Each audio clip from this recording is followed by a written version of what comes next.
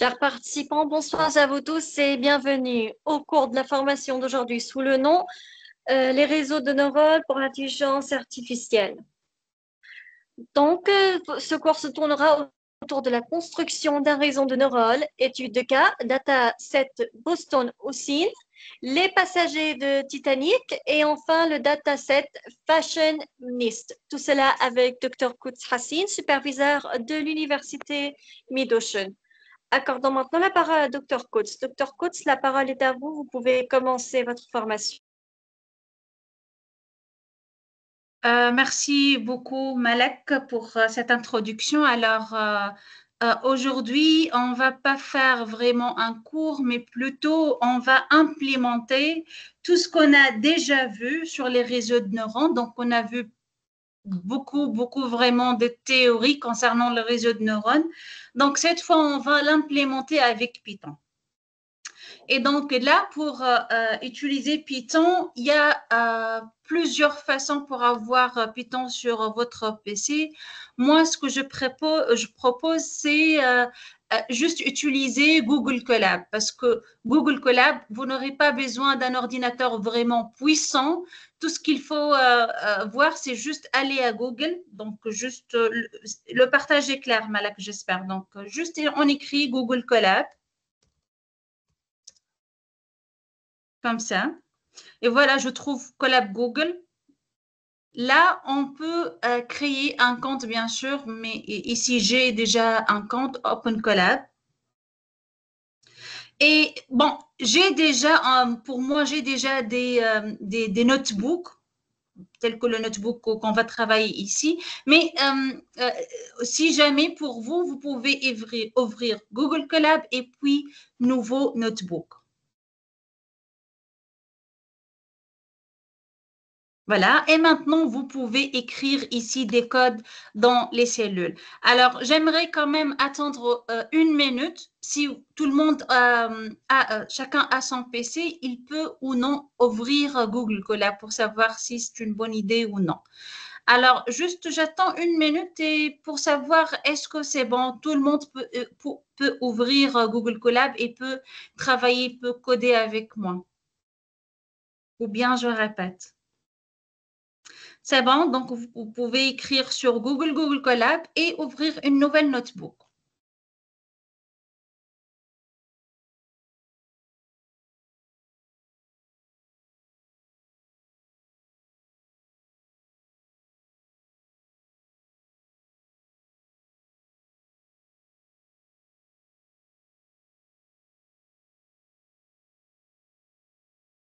C'est bon, tout le monde a bien réussi à ouvrir un notebook. Alors là, soit nouveau notebook ou bien je veux importer un notebook si, par exemple, pour nous, on va vous envoyer la notebook sur laquelle on va travailler. On va l'envoyer. Bien sûr, Malak, elle va vous envoyer cette notebook. Donc, dans ce cas, vous pouvez la télécharger et puis l'importer. Donc, ici, juste écrit importer, parcourir et juste téléchargement, par exemple, si vous avez téléchargé la notebook. Donc, voilà la façon qu'on va utiliser pour écrire dans Python. Alors, une fois on a la notebook, voilà de quoi il s'agit. Voilà la notebook qu'on va utiliser pour construire un réseau de neurones. Alors, je commence. Pour construire un réseau de neurones, je veux commencer par le cas de prix d'une maison. Alors là, on a dit le point de départ toujours pour n'importe quel modèle d'intelligence artificielle, c'est les données. En fait, on va construire un modèle ici qui nous permet de savoir le prix d'une maison. Ici, bien sûr, je pense que dans une ville aux États-Unis, donc c'est pas n'importe où, donc on a des données déjà. Donc là, le premier problème, c'est où on peut trouver les données. Là, on a des données déjà donc sur Internet, dans les documentations, on peut trouver des données déjà, des tableaux des données. Alors là, j'ai par exemple, je veux travailler tout d'abord sur cette dataset qui contient les données. Ici, on a des caractéristiques et on a le prix. Le prix, bien sûr, ça va être 24, par exemple, ici, 1000 $ ou quelque chose comme ça. Donc, ici, juste, on a un tableau qui contient des données. Donc, dans ce paragraphe, nous allons construire un réseau de neurones. Bon, je veux construire un réseau de neurones très simple ici, juste puisque c'est notre premier travail pratique, pour prédire le prix, à peu près, c'est quoi le prix de maisons à Boston à partir de caractéristiques de quartier. Donc, ce dataset, Boston Housing, si vous écrivez ça déjà, Boston Housing sur Internet, vous allez trouver ce dataset. Donc, c'est un dataset classique de régression. Bon, je vais expliquer pourquoi on dit de régression. On dit de régression parce que finalement, on veut demander quoi d'une autre modèle. On va donner la surface, combien de pièces dans cette maison, est-ce que le quartier est très proche de centre-ville ou non, etc., etc. Et on attend quoi du modèle? On attend le prix. Et le prix, ça, c'est un réel. Ça peut être 24 000 $ ou bien 24,5 ou bien 25, ou n'importe quel réel. Et du coup, donc là, puisque la sortie du modèle, donc ici, on attend une fonction qui donne une sortie, c'est un réel. On parle de problème de régression. Donc, c'est ce que ça veut dire, problème de régression. Donc, on utilise ici ce dataset pour faire un problème de régression. C'est-à-dire, ici, pour ce dataset, chaque maison est décrite par 13 caractéristiques. On va voir quelles sont les 13 caractéristiques.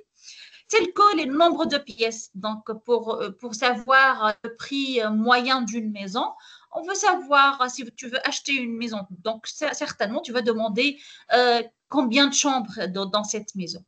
Alors, le taux de criminalité, vous avez aux États-Unis, hein, le taux de criminalité, c'est parfois dans des quartiers trop élevés. Donc, bien sûr, ça influe le prix de la maison, la distance au centre d'emploi, etc., etc. Donc, ce sont les caractéristiques. Alors, l'objectif, c'est quoi?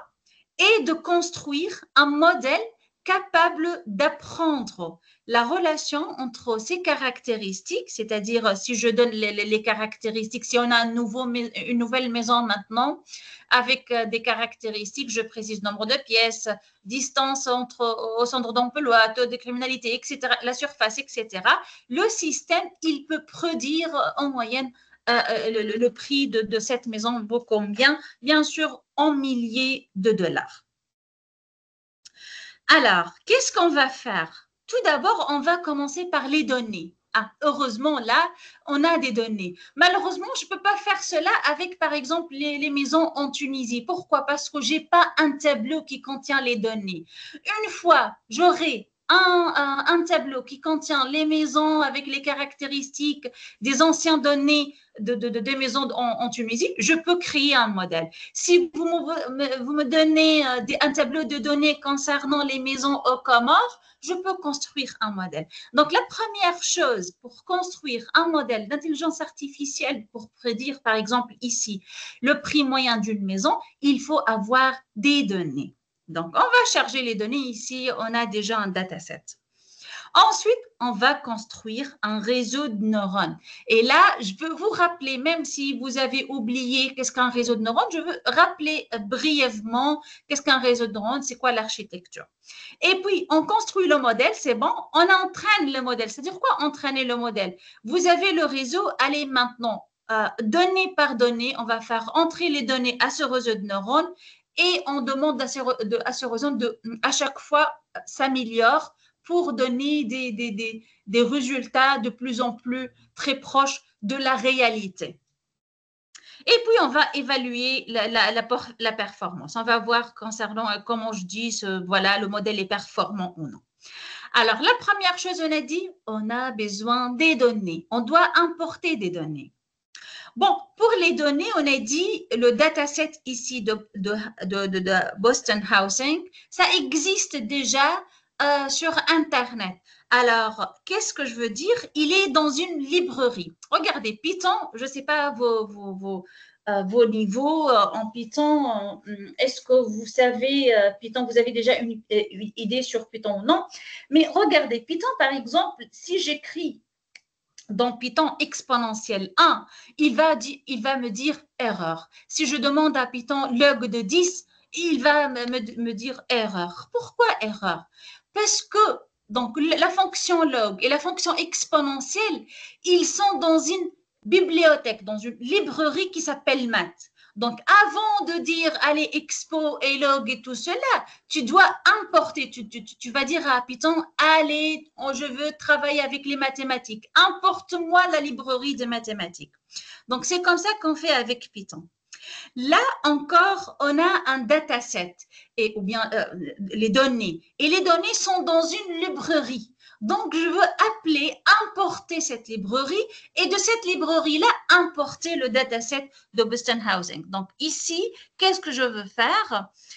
Voilà la phrase dataset, ou bien moi, j'ai noté dataset. Je veux écrire, par exemple, le dataset de housing. C'est-à-dire les données sur housing. Juste, j'ai besoin d'un tableau. Je veux ou bien grand X ou bien n'importe.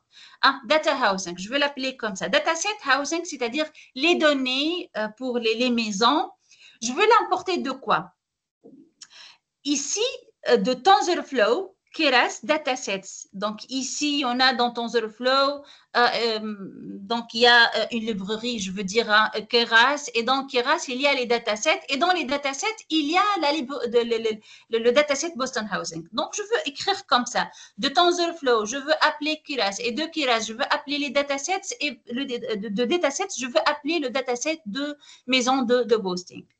Alors, qu'est-ce que j'ai appelé TensorFlow? Cette F-là, c'est moi, je veux dire, importer TensorFlow. Mais au lieu d'écrire en tout le mot ici, TensorFlow, à chaque fois que j'appelle quelque chose de TensorFlow, j'écris TensorFlow.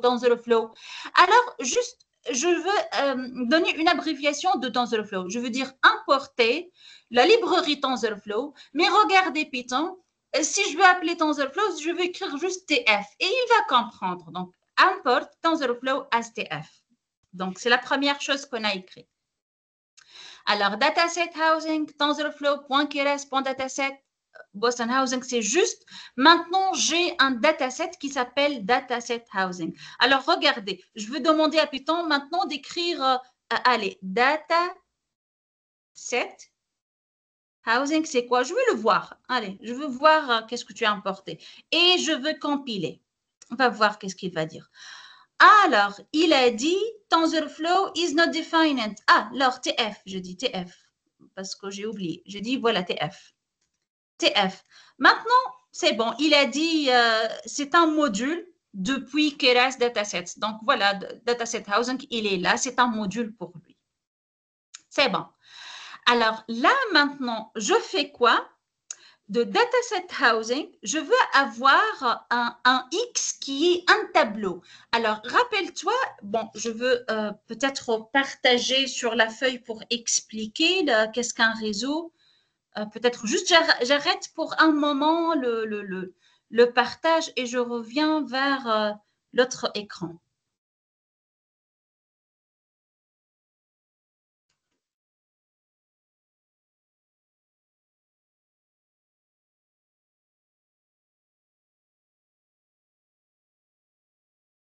Voilà, j'espère maintenant vous voyez ma feuille blanche. Alors, lorsqu'on a parlé de réseau de neurones, ou bien un simple perceptron, allez, on va dire un simple perceptron, juste un seul neurone. Ici, on demande le prix, qui va être un réel certainement. On a dit c'est un problème de régression. Alors, qu'est-ce qu'on va donner aux données? X1, c'est-à-dire, par exemple, la surface, X2, nombre de pièces, X3, etc., etc. Mais ici, les données qu'on a, c'est un tableau qui contient comme ça, comme si un tableau Excel qui contient le prix, la surface, nombre de pièces, etc., etc. Nous, on n'a pas besoin d'un tableau comme ça Excel, on a besoin d'une matrice comme vous avez vu dans les premières séances. Juste, je veux voir X1, des chiffres, comme ça, des chiffres. 1, 2, 3. Et on comprend ça, c'est la première maison, ça, c'est les caractéristiques de deuxième maison, ça, ce sont les caractéristiques de la troisième maison, ainsi de suite, ainsi de suite. Donc là, encore, il y en a une fonction. J'ai besoin d'une matrice qui contient que de chiffres, pas un tableau qui ressemble à un tableau Excel. Donc là, il y a une fonction qui nous permet, encore dans TensorFlow, en fait, TensorFlow, c'est une librairie qui sert effectivement à faire de l'intelligence artificielle. Donc, encore, il y a une librairie ou bien fonction dans TensorFlow qui nous permet d'extraire, à partir de ce tableau qui ressemble à Excel, avoir un tableau de chiffres. On l'appelle un tableau NumPy, un tableau des valeurs. On fait des opérations sur les valeurs de ce tableau. Donc, ce type de tableau s'appelle des tableaux NumPy. Donc, les tableaux NumPy, c'est-à-dire les tableaux qu'on puisse faire des calculs, donc, comme le calcul matriciel. Alors, je reviens à le bloc-notes.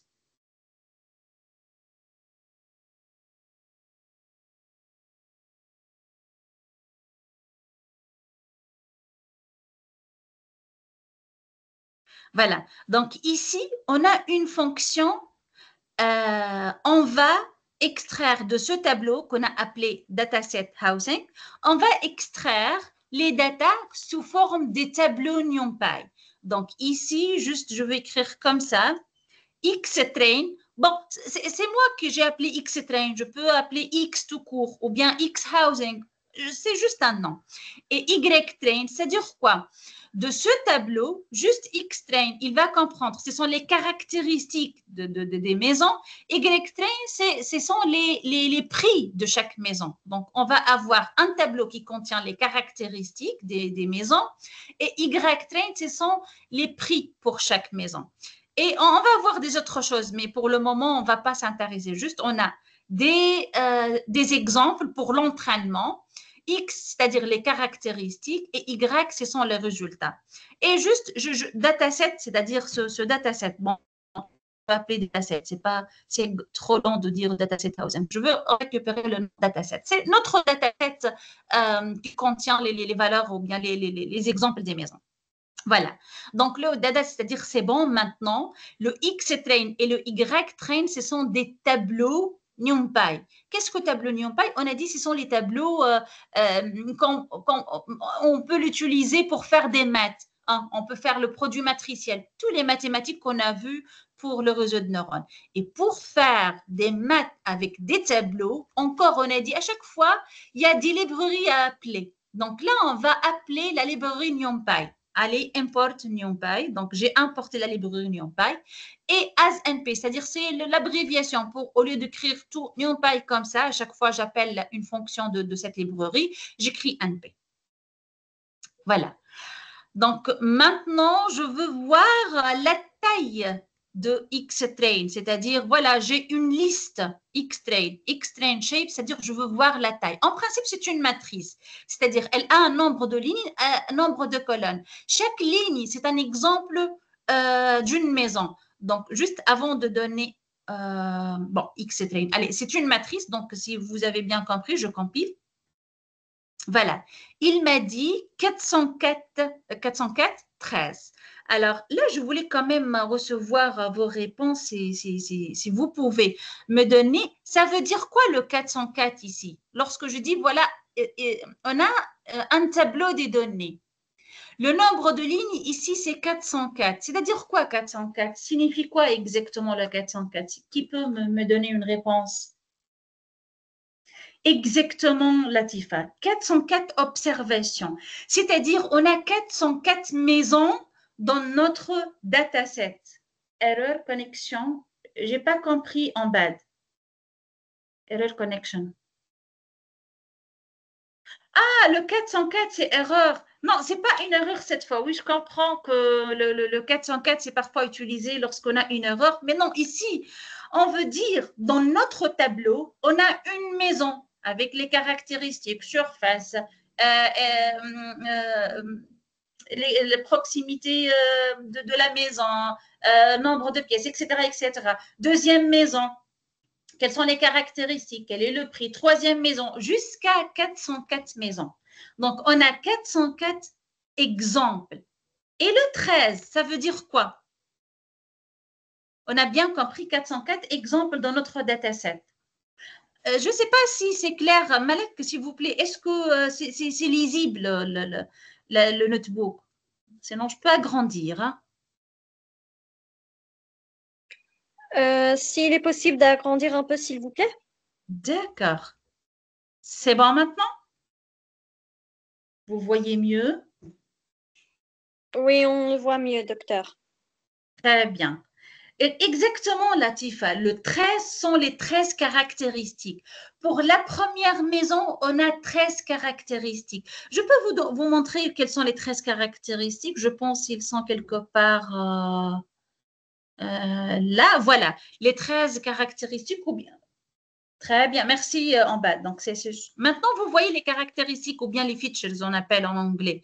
Les caractéristiques, on a dit, on donne le taux de criminalité par habitant, proportion des terrains résidentiels zonés pour des lots de plus de 25 000 pieds, proportion des terrains non commerçants par ville, si la maison est bordée par la rivière ou non, etc., etc. Donc, on a 13 caractéristiques pour chaque maison. Donc là, d'où X-Train, si je reviens ici. Voilà, X-Train ici, c'est un tableau NumPy, c'est-à-dire tableau sur lequel on peut faire de maths maintenant, qui contient 404 lignes, et chaque ligne correspond à une maison, 13 colonnes, chaque colonne, ça correspond à une caractéristique de cette maison.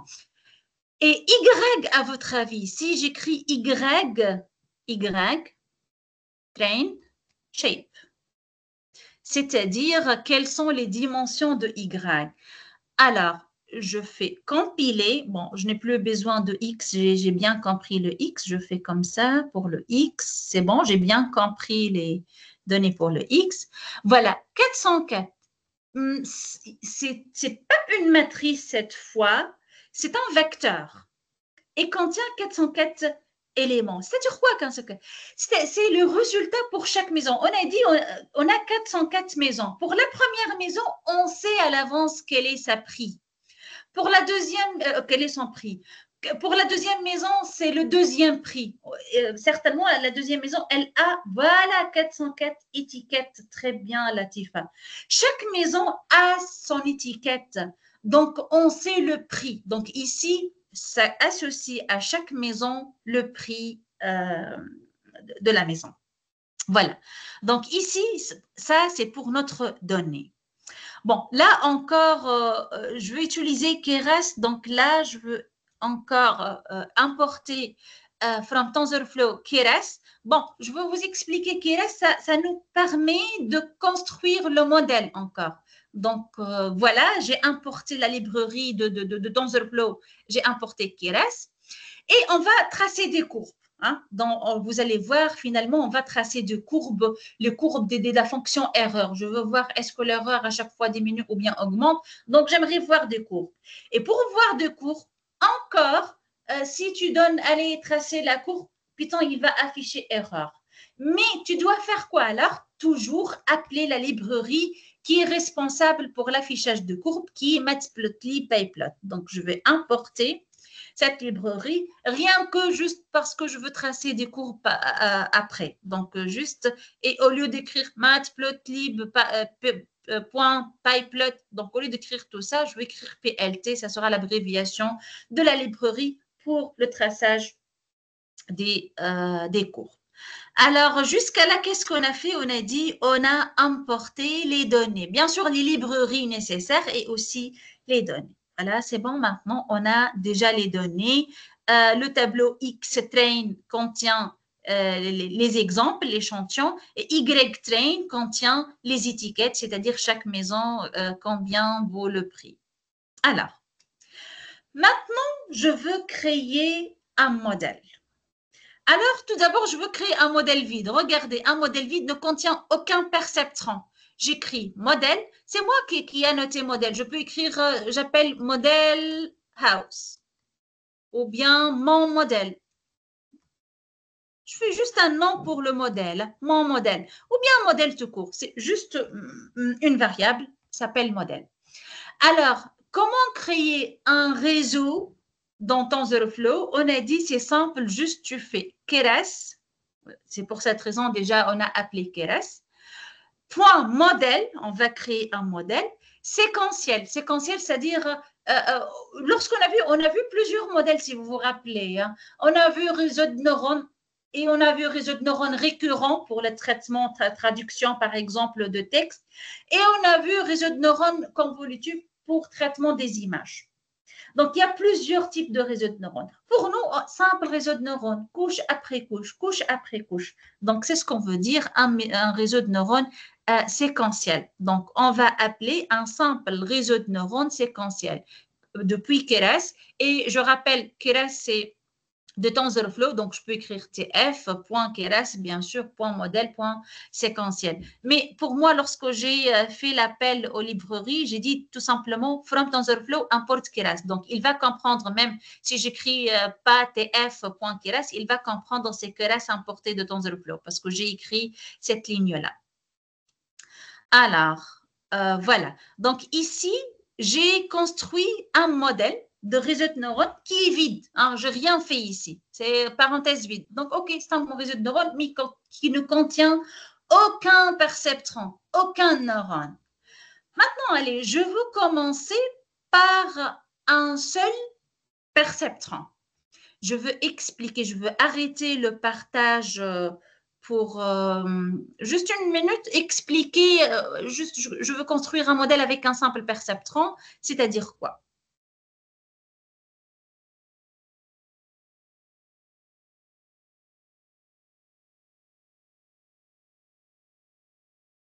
J'espère que vous voyez la feuille maintenant.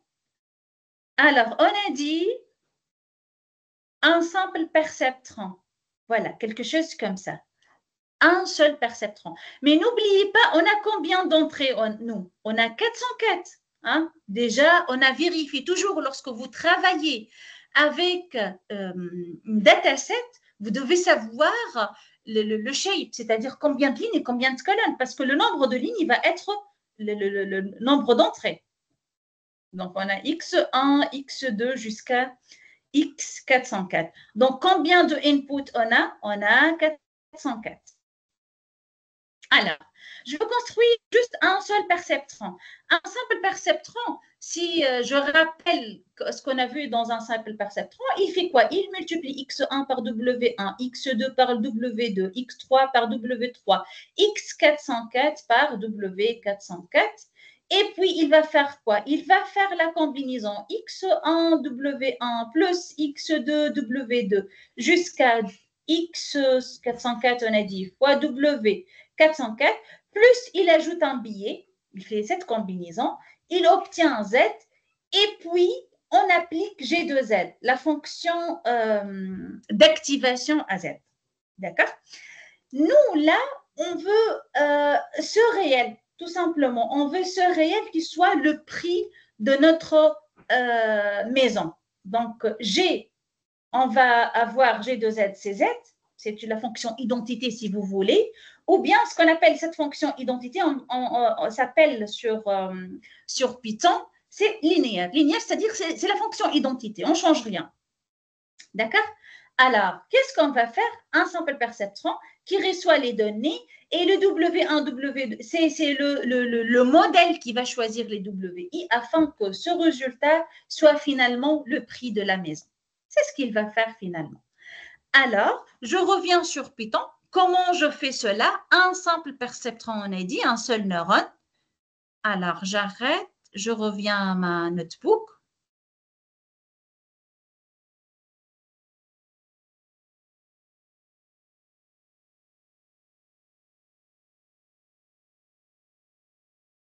J'espère que vous voyez maintenant.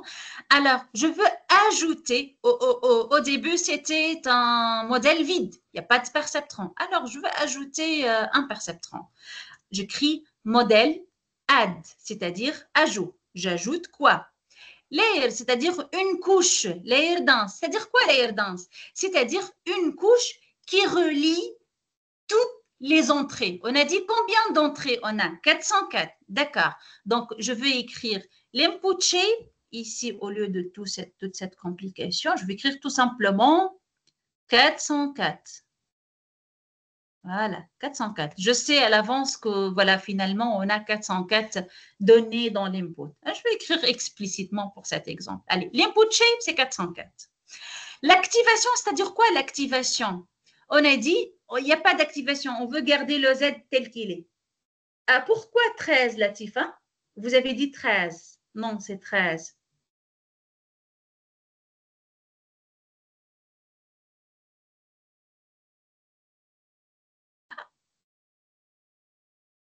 Ah oui, oui, vous avez raison. Oui, en fait, les caractéristiques, merci beaucoup Latifa, oui, les caractéristiques en fait ne sont pas 404, oui, les caractéristiques sont 14 en fait.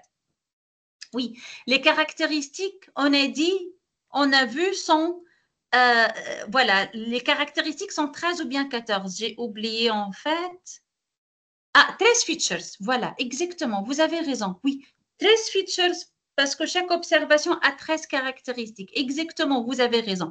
Donc oui, on va noter le shape input, c'est pas 404 en fait, c'est le 13 features.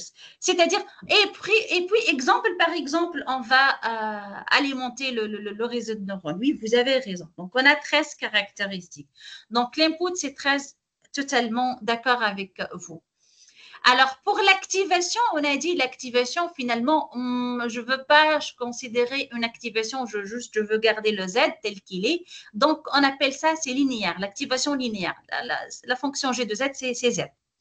Combien de perceptrons dans cette couche? Un seul.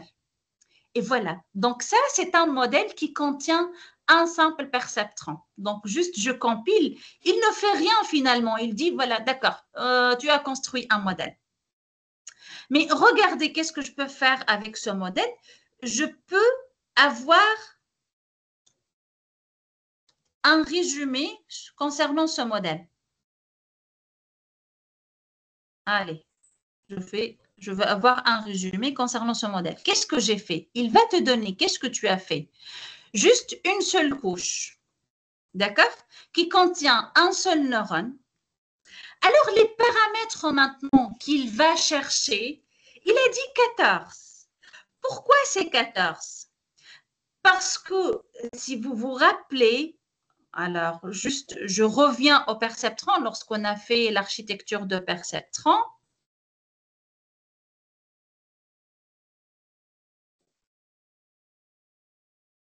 Pourquoi c'est 14?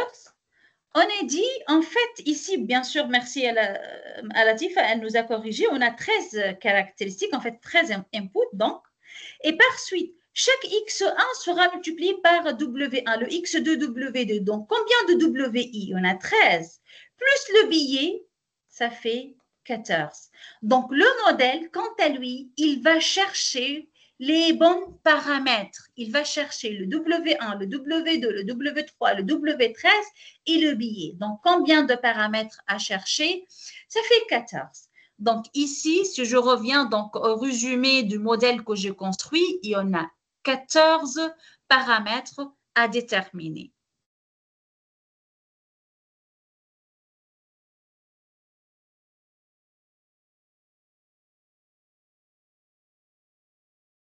Voilà, donc le total de paramètres, c'est 14. Voilà, les 14, voilà, les paramètres à entraîner, toujours 14, pas de paramètres non entraînables. D'accord. Donc, c'est bon. Ça, c'est je veux construire un modèle qui contient un simple perceptron. Mais regardez, un simple perceptron, ce n'est pas vraiment un modèle qui peut résoudre de problèmes complexes. En fait, le résultat mathématique pour les fonctions, il te dit la fonction f, c'est une limite d'un réseau de neurones. C'est-à-dire quoi limite? Limite, c'est-à-dire limite lorsque n tend vers l'infini. Lorsque n tend vers l'infini, c'est-à-dire un nombre important de réseaux de neurones. Ce n'est pas un seul perceptron qui nous permet de déterminer la fonction f qui nous permet de savoir le prix. Donc ici, le prix, c'est une fonction. On ne connaît pas, on veut l'approximer. Mathématiquement, on dit on peut l'approximer si on a suffisamment de réseaux ou bien de perceptrons. Donc là, je ne veux pas moi ce modèle. c'est un modèle OK. Il nous permet de créer un simple perceptron, mais ça ne va pas résoudre vraiment, ça ne va pas vraiment être un bon réseau qui nous permet de donner les bons prix. Alors, je ne veux pas construire non plus un modèle avec un simple perceptron, je veux construire un modèle avec plusieurs couches. Alors, je fais quoi? Toujours, voilà mon modèle, il est vide. Alors, je veux construire une première couche qui contient 64 neurones, par exemple. Voilà, 64 neurones. Je fais quoi? Comme au début, modèle add, j'ajoute une couche. La couche est comment? Dense. C'est-à-dire quoi une couche dense? C'est-à-dire chaque perceptron reçoit les 13 caractéristiques. À chaque fois, je vais utiliser toutes les caractéristiques. Alors, combien de neurones dans cette couche cette fois? 64. Je veux construire 64 neurones.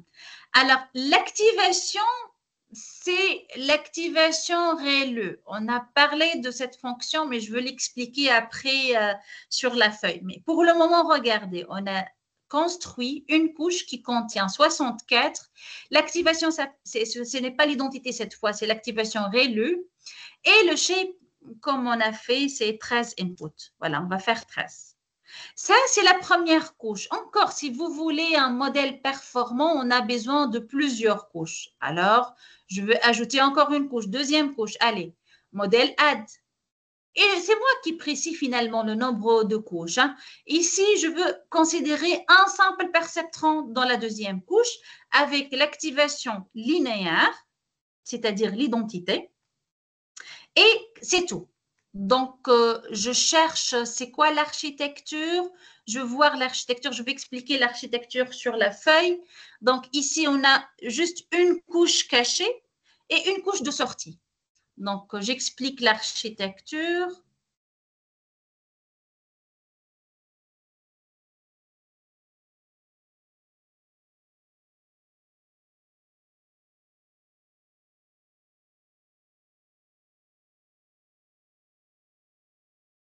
Alors, pour ce modèle maintenant, on a toujours les 13 caractéristiques X1, X2, X3, X13.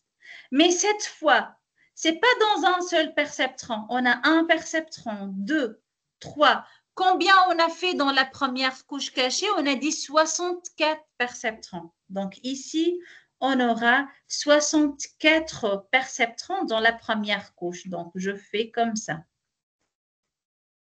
Ce sont les données, les X1, les X2 jusqu'à X3. Et maintenant, les perceptrons, on a 1, 2, 3 jusqu'à 64 perceptrons. Puisqu'on a dit les couches sont denses, layer dense, chaque perceptron reçoit toutes les données, tous les X1. Le deuxième perceptron, de même.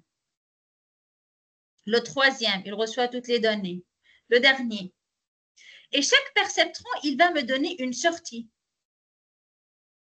Donc, il va calculer le Z qu'on a dit, c'est la somme de WIXI plus B. Ça, c'est Z1, Z2, encore la somme de WX. Et donc, il va me donner un résultat. Et là, on va appliquer G2Z. G2Z, c'est la fonction d'activation. On a choisi la fonction d'activation ReLU de Z. C'est-à-dire quoi? Si Z est positive, on va garder le Z. Donc, cette fonction d'activation, ça donne Z si c'est positif. Et si c'est négatif, on va donner 0. Puisque c'est le prix, donc on va avoir pas un prix négatif, certainement. Et donc, on va considérer la fonction d'activation ReLU. Et toutes les sorties, on va les injecter dans un perceptron. Donc, ça, c'est la couche de sortie. Et ce perceptron-là, il va nous donner le prix en principe de la maison. Donc, on a ainsi construit un nouveau modèle avec 64. Donc, ici, combien de couches? Une seule couche cachée, une couche de sortie, donc 2 couches finalement. Dans la première couche, il y en a 64 neurones. Et dans la couche, bien sûr, de sortie, un seul neurone. Pourquoi un seul neurone? Finalement, on a besoin de prix. Et le prix, c'est un réel. Donc, un seul neurone qui va nous donner ce réel-là. Voilà donc l'architecture de ce modèle. Donc, je reviens à la notebook.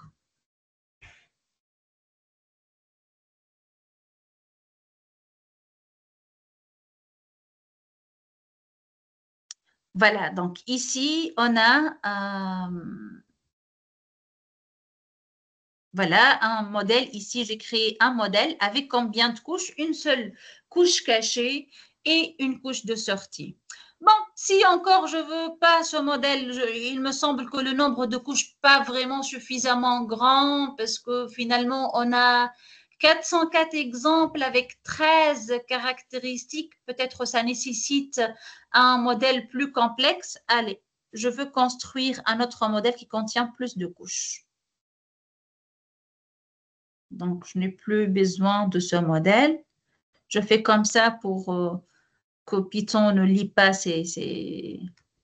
voilà, ces lignes de code. Je veux construire un réseau avec plusieurs couches. Je pense que vous avez bien compris comment faire.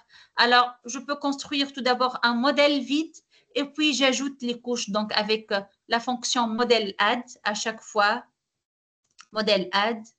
Modèle add. Et j'ajoute quoi en fait? J'ajoute à chaque fois une couche. Dans TensorFlow, Keras, layer dense. C'est-à-dire quoi layer dense? C'est-à-dire cette couche est liée à toutes les données de la couche précédente. Donc ici, c'est 64. La fonction d'activation, c'est la fonction d'Heaviside. On l'appelle Heaviside ou bien ReLU. Ici, l'input au début, c'est quoi l'input? On a dit 13. Voilà, 13. Alors, pourquoi dans la deuxième couche, je ne précise pas l'input combien? Parce que c'est bon. Ici, j'ai le input, c'est 13. Les 13 vont être injectés à combien de neurones? 64. Alors, dans la deuxième couche, on va avoir 64 sorties. Ça y est, chaque neurone de la première couche, il va nous donner une sortie. Les 64, on va les injecter dans chaque perceptron de la deuxième couche. Donc, juste, je précise la fonction d'activation. Encore la fonction d'activation, c'est ReLU, la même fonction d'Heaviside. Elle est nulle si le réel est négatif. Sinon, je garde le même réel Z si c'est positif. Donc, j'ai construit 3 couches cachées et finalement, une couche qui contient un seul perceptron. La dernière, puisque ici, c'est un problème de régression. Je dis problème de régression parce que je veux bien avoir le prix d'une maison. Et le prix d'une maison, c'est un réel. Et donc, il me suffit un réel finalement. À la fin, j'aimerais que le modèle me donne un réel, pas plusieurs modèles, pas plusieurs réels. Donc, un seul réel. Donc, à la fin, je termine par une couche qui contient un seul perceptron, c'est la couche de sortie, parce que c'est la couche de sortie. Et là, je n'ai pas précisé. Bien sûr, je peux écrire activation, soit linéaire, soit Heaviside encore, linéaire. C'est-à-dire la fonction identité, le Z tel qu'il est, ou bien ReLU encore pour ne pas avoir des valeurs négatives, parce que ReLU, elle me renvoie Z lui-même si c'est positif, 0 si c'est négatif. Et voilà, j'ai construit mon modèle. Voilà comment construire un modèle avec TensorFlow Keras. Donc, vous pouvez construire un modèle vide et vous ajoutez autant de couches, bien sûr. Tout dépend le nombre de caractéristiques, combien de couches vous voulez construire. Il n'y a pas vraiment une règle. Là, tu dois donner 64. Là, c'est 32. Là, c'est 16. Non, vous pouvez essayer avec plusieurs couches et voir quelle sera la bonne performance. Alors, regardez, mais bien sûr, à chaque fois j'ajoute des couches, vous imaginez lorsque vous tracez le réseau de neurones, le nombre de flèches augmente. Par exemple, si je fais ici modèle, j'ai besoin d'un résumé de mon modèle, point.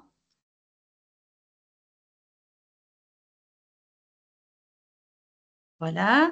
Et je compile, regardez le nombre de paramètres ici à entraîner. Pour chaque couche, il y a un nombre de paramètres. Pour la première, il y a 896, 2080, 528. La dernière, il y a 10 paramètres à entraîner. On fait la somme. Regardez, on va avoir combien de paramètres comme total? 3521. Donc ici, bien sûr, il y en a un nombre très important de paramètres. Et ici, n'oubliez pas, c'est quoi le principe de réseau de neurones? Il va commencer par des paramètres aléatoires. Il va trouver une sortie. Il va comparer la sortie avec les valeurs réelles. Donc ici, et puis il revient, il fait la dérivée par rapport à chaque paramètre, il fait la dérivée.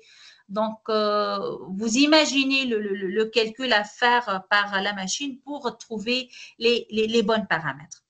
Alors là encore, je reviens à expliquer ici, juste, on a l'architecture maintenant. Juste, si je reviens, juste, on a fixé l'architecture. Donc, on a fixé avec quel modèle je veux travailler.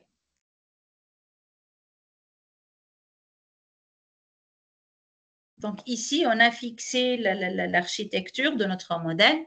On a l'entrée, il y en a 13.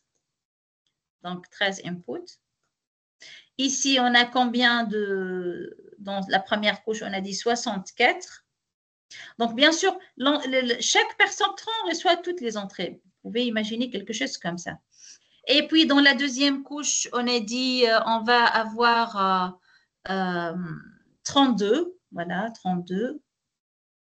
32. Et la troisième, on a dit c'est 16. Et dans la dernière, un simple perceptron. Et vous pouvez imaginer, hein, voilà l'architecture.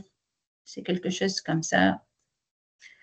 Dense, voilà, donc, c'est-à-dire, lorsque je dis dense, un réseau dense, c'est-à-dire chaque élément ici, il est connecté par chaque élément là. Donc, on va avoir quelque chose comme ça.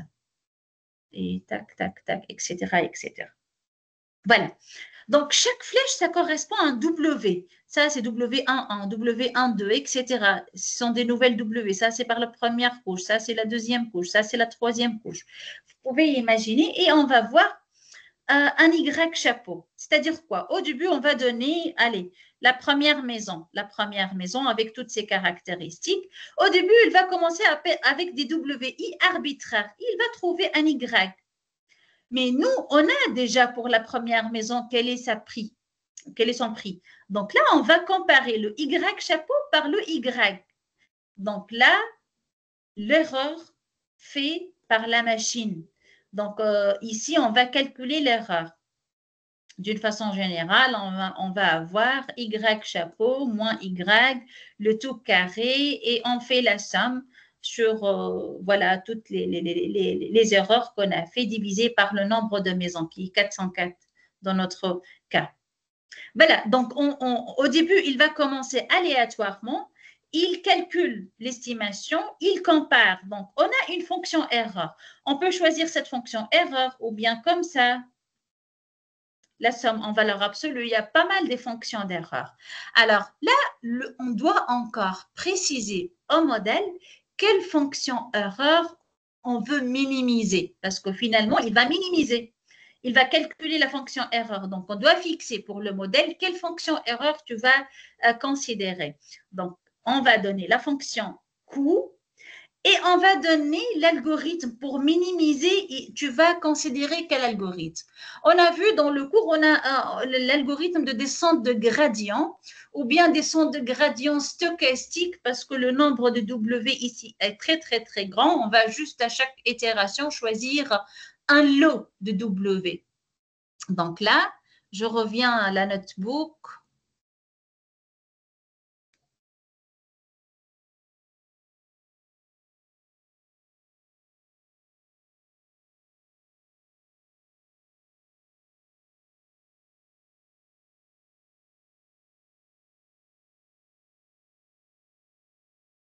Voilà, ça c'est notre modèle. On a dit plusieurs couches et dans chaque couche, on a un nombre de paramètres, etc.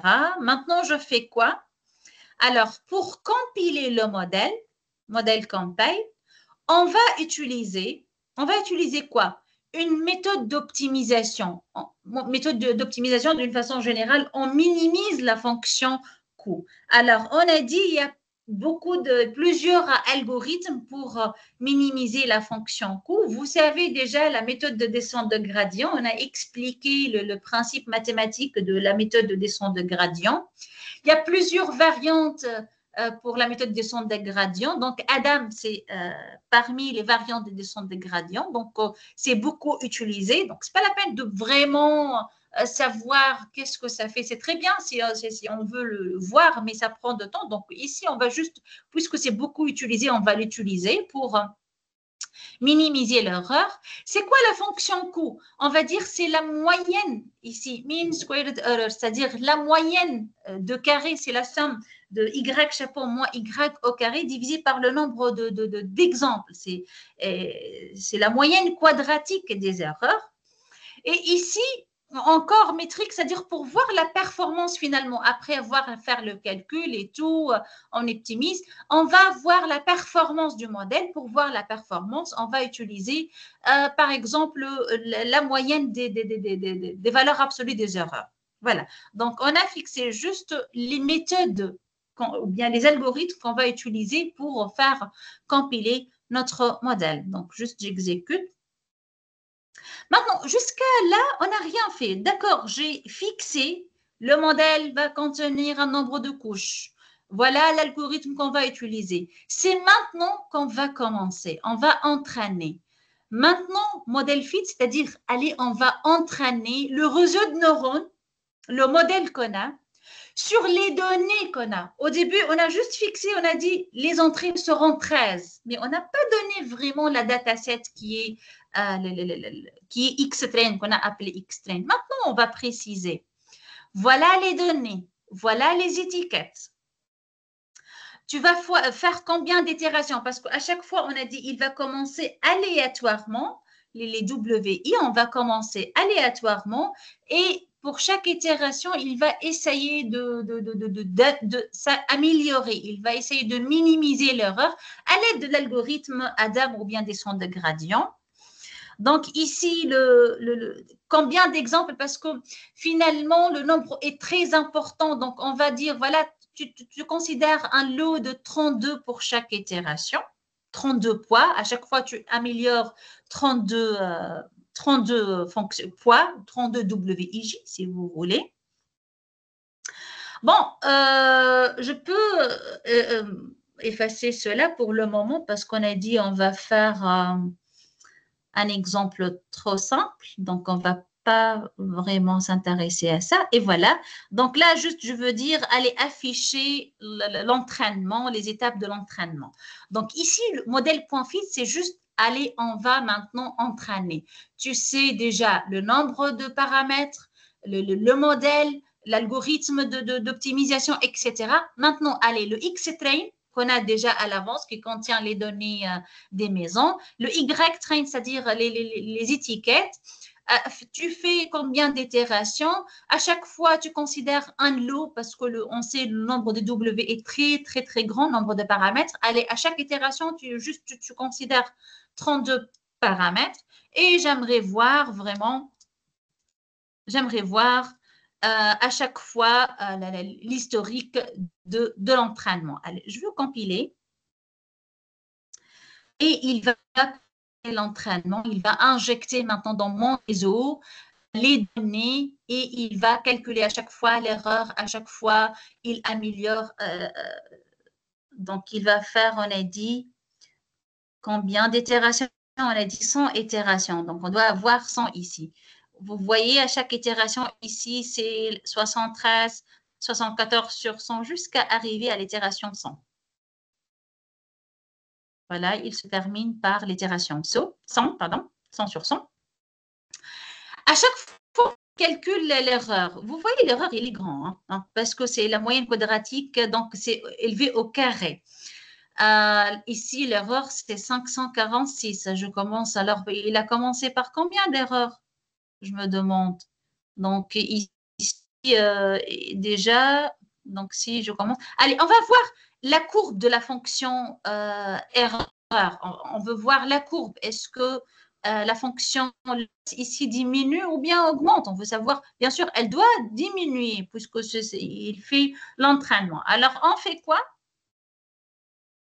On a besoin de la courbe de quoi? De l'historique.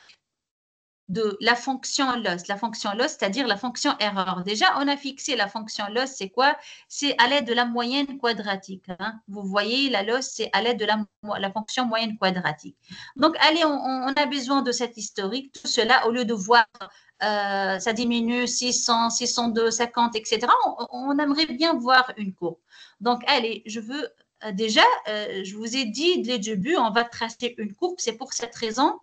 On a fait l'appel à la librairie Matplotlib et on a fait l'abréviation avec PLT. Donc, plot, c'est-à-dire tracer la courbe de loss curve. Loss curve, c'est-à-dire la courbe de loss qu'on peut l'appeler directement à partir de l'historique. Même chose, je veux avoir la courbe de la fonction de moyenne en valeur absolue, l'erreur en valeur absolue. Au début, c'était la moyenne quadratique des erreurs.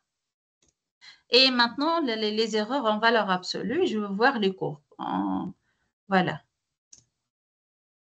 Et voilà, donc je vais maintenant compiler, exécuter cette case et j'aimerais voir, Inch'Allah, ça sera des courbes qui…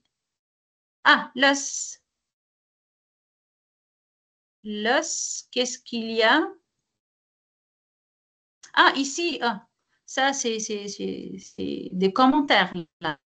Je dois écrire, c'est pas des codes. Ça, c'est juste un graphe, voilà. Ce sont des commentaires, on doit garder, voilà. Oh, regardez. C'est vraiment, donc c'est vraiment, vous voyez là, il n'y a pas de stabilité dans la fonction log. Alors, juste, je veux recommencer parce qu'on a fait, voilà, je veux exécuter cela. Bon, on a dit pour ce modèle, je ne veux pas un modèle avec un simple perceptron, je veux ce modèle avec plusieurs couches. Voilà, j'exécute. J'exécute. J'exécute.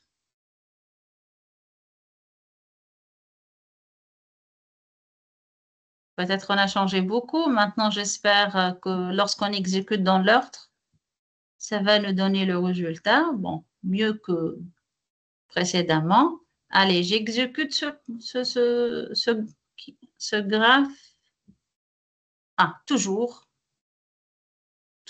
on a un problème.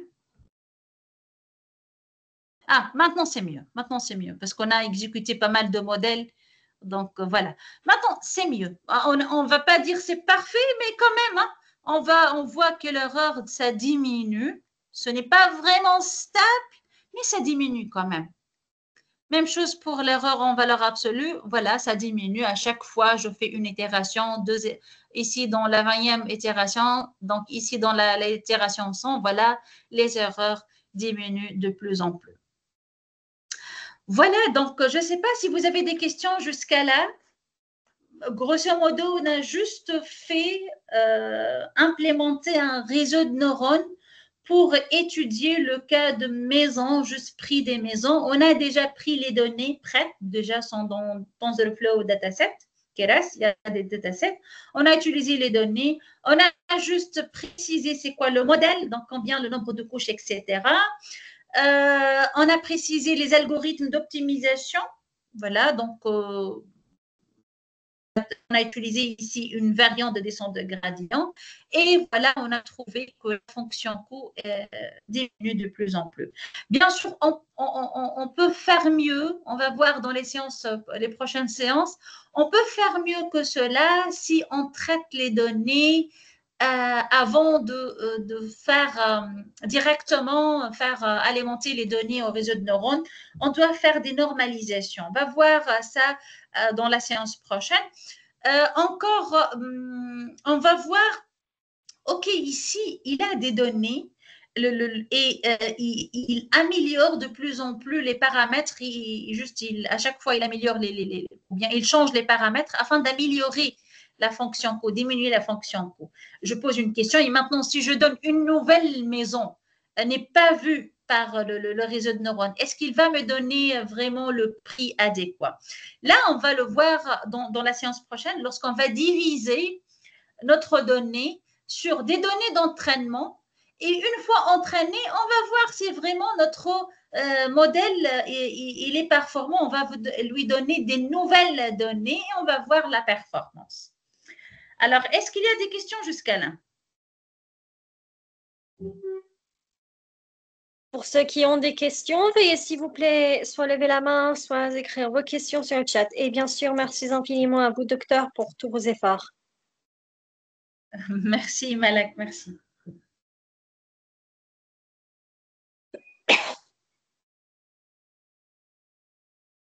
Donc, tout est clair. Nous avons...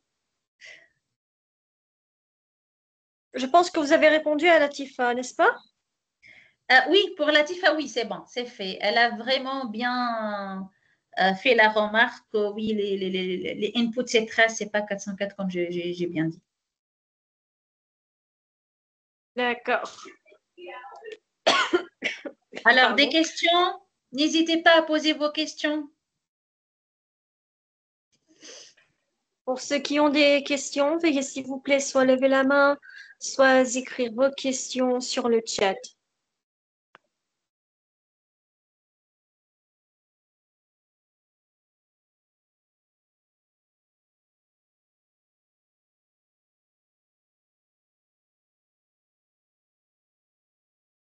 Alors, s'il n'y a pas de questions, là, je voulais dire que pour l'étude de cas qu'on a fait, c'est un modèle de régression.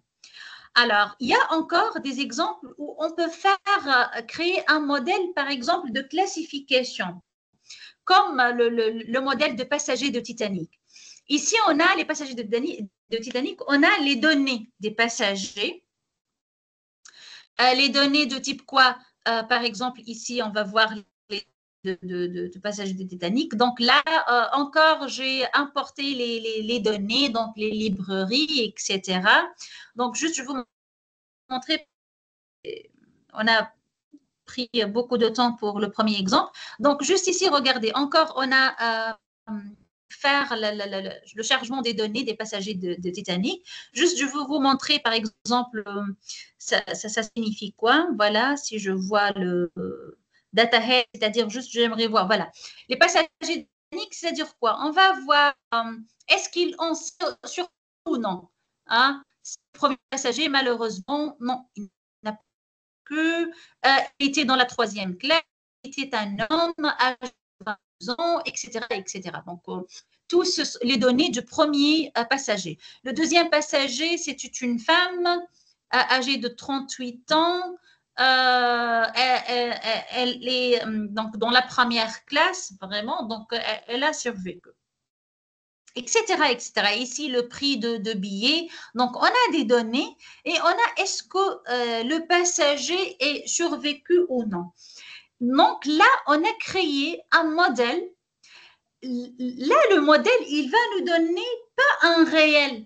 On ne demande pas, par exemple, comme le prix un réel. Non, on va savoir, est-ce que, par exemple, si j'étais sur Titanic, par exemple, je suis une femme âgée de tel et tel, je pense que je vais avoir bien, je vais être dans la classe 2, etc. Est-ce que, avec mes conditions, je survécu ou non? Voilà, on va créer un modèle, finalement, il va nous donner 0 si on ne survécu pas, 1 si on survécu si on est des passagers en Titanic. Donc là, c'est un modèle, pas de régression, mais de classification. On veut que le modèle nous donne soit 0, soit 1. Voilà.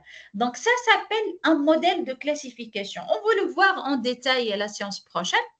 Encore un autre exemple là, l'étude de cas de dataset de Fashion MNIST. Ici, ce dataset, elle contient des images. Voilà, les images comme ça. Et on va créer un modèle qui va nous dire, à chaque fois, on donne une image, est-ce que c'est une chemise, est-ce que c'est un pantalon, est-ce que ce sont des chaussures, etc., etc. Là, on a plusieurs classes. Donc, on attend de modèle de dire, est-ce que dans cette classe, on va dire classe 0, par exemple les chemises, est-ce que dans la deuxième classe, classe des robes, est-ce que troisième classe, classe des pantalons, etc., etc. Donc, c'est un problème de classification, mais ici, pas un problème de classification binaire, mais on a multiclasse ici, problème de multiclasse. Donc, ici, vous pouvez distinguer deux types de problèmes. Régression lorsqu'on attend du modèle de nous donner un réel. Donc, réel qui soit continu. On peut avoir le 1, le 2, le 2,5, le 5,3, 5,32. Ça, c'est un problème de régression. Problème de classification binaire si on attend un 0 ou bien un 1. Donc, comme les tumeurs, comme l'exemple de tumeur qu'on a fait, bénigne ou bien maligne, 0 ou bien 1. Ou bien ici, si j'étais un passager sur Titanic, est-ce que je survécu ou non? Donc, 0 ou bien 1. Ça, c'est un problème de classification binaire. Et si on a plusieurs classes ici, est-ce que c'est une chemise ou bien pantalon ou bien robe ou bien chaussure? Là, c'est un problème multiclasse. Donc, on va voir encore dans la séance prochaine comment construire un réseau de neurones pour résoudre un problème de classification binaire ou bien classification avec des multiclasses. Donc, je m'arrête là, Malak. Oui, merci infiniment à vous, docteur. Pardon. Pour ceux qui ont des questions, veuillez s'il vous plaît soit lever la main, soit écrire vos questions sur le chat.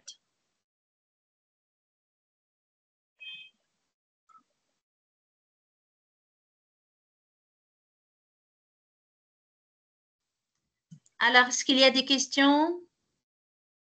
Merci beaucoup à vous, Latifa. Merci pour votre participation. Donc, je pense que tout est clair, docteur. Personne n'a des questions, il n'y a pas de soupçons. À la fin du cours d'aujourd'hui, docteur, voulez-vous ajouter quelque chose? Voilà, non, merci énormément pour tous les efforts, pour tous tes efforts, Malek. Merci à tous les participants. Donc, encore dans les prochaines séances, on va faire encore des travaux pratiques. Donc, on va toujours implémenter sur Python des réseaux neurones. Donc, soyez nombreux.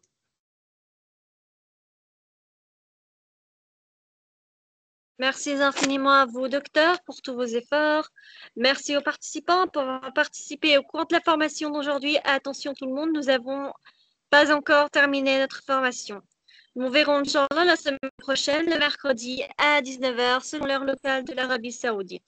Vous pouvez également suivre les dernières actualités concernant les séminaires, formations, ateliers, concours et l'inscription au programme d'études de l'université. Il y a le compte officiel de l'université sur Facebook, le groupe WhatsApp des activités d'étudiants ou encore le site web. Merci à vous tous. Nous vous verrons, Inch'Allah, la semaine prochaine ou encore demain avec le dernier cours de la formation. Non, pas demain, pardon. Demain avec le symposium du programme de licence en médias numériques et le vendredi avec le dernier cours de la formation Introduction à l'analyse des réseaux sociaux.